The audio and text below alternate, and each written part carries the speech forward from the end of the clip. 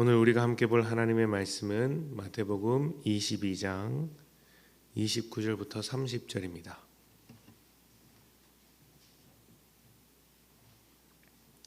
마태복음 22장 29절부터 30절 말씀, 29절부터 30절 말씀을 제가 봉독합니다. 예수께서 대답하여 이르시되 너희가 성경도 하나님의 능력도 알지 못하는 고로 오해하였도다. 부활 때에는 장가도 아니가고 시집도 아니가고 하늘에 있는 천사들과 같으니라. 아멘. 예수님께서 활동하시던 때엔 유대교 내에 다양한 분파들이 있었습니다. 그 분파들은 각자의 신앙과 해석을 가지고 논쟁을 자주 벌였는데 그 중에서 가장 대표적인 것이 바리새인과 사두개인의 논쟁입니다. 바리새인은 영적인 존재를 믿고 부활을 믿었습니다. 다만 예수님께서 보여주시는 부활은 아니었던 것이죠. 반대로 사두개인은 영적인 존재와 부활을 믿지 않았습니다. 철저하게 현세적이었고 현실적이었습니다. 이 두 집단은 자주 충돌했는데 특히 부활 문제에 대해서 많은 논쟁이 있었습니다. 재미있는 점은 이 두 집단이 예수님을 반대하면서도 서로에게 유리할 땐 예수님을 옹호하고 찬성했다는 것이죠. 하나님의 진리를 따르기보다 자신의 진영 논리를 따라서 유불리를 결정했다고 할 수 있습니다. 오늘 말씀은 부활을 반대하는 사두개인과 예수님의 대화 중에 나온 말씀입니다. 사두개인은 예수님을 곤란하게 하려고 잘 설계된 질문을 던집니다. 이스라엘은 대가 끊어지는 것을 보호하기 위해서 형제 중 하나가 죽었을 때 다른 형제가 그 가족을 보살피도록 되어 있습니다. 이 문제를 가지고 부활을 공격하는 것입니다. 사두개인이 물었습니다. 7명의 형제가 차례대로 죽었을 때 아내 역시 그 형제들과 차례대로 함께 살았을 것인데 부활하게 된다면 누구의 아내가 되는가? 이것은 실제로 일어난 일이 아니라 만들어낸 질문이겠죠. 철학자들이 이렇게 극단적인 질문을 자주 던집니다. 극단적인 질문일수록 그 질문에서 드러내고자 하는 의도가 잘 나타나기 때문이죠.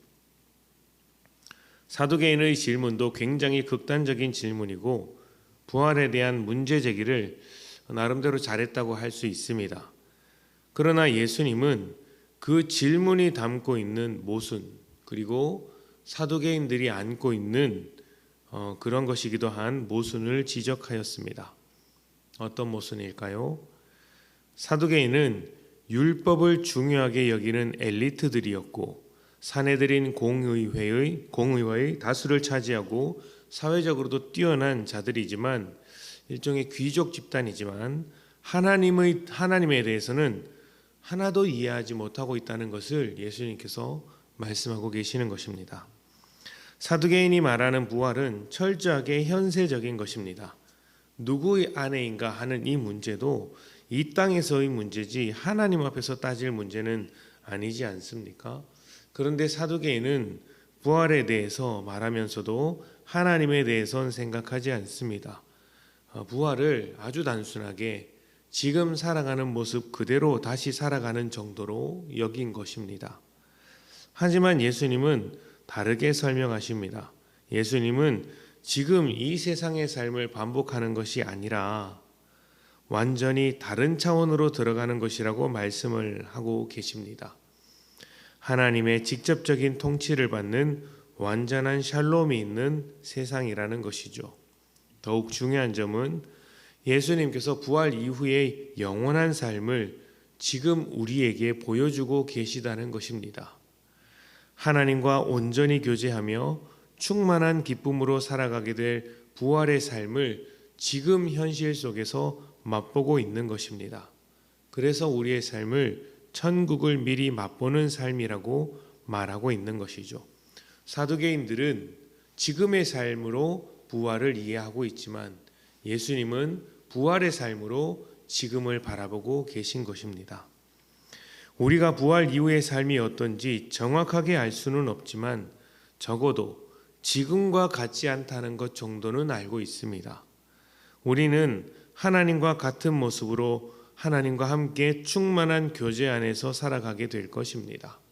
천국에서 누리는 아주 작은 기쁨이 이 세상에서의 어떤 기쁨보다 크고 좋을 것입니다.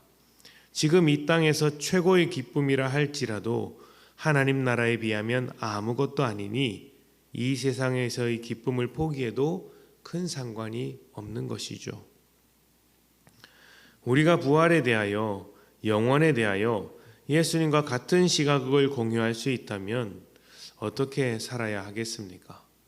사두개인처럼 현세에 목매달지 않습니다.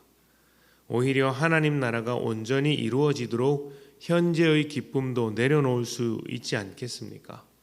기쁘지 말아야 한다는 것이 아닙니다. 즐거운 일을 하면 죄책감을 느껴야 한다는 것도 아닙니다. 모든 기쁨이 궁극적으로 하나님과 함께 할 때 완성이 되기 때문에 하나님 없이는 어떠한 일도 기쁘지 않기 때문에 하나님과 함께하는 일에 최우선순위를 둔다는 것이죠. 하나님으로 인해 모든 일에 만족함이 생긴다는 것입니다.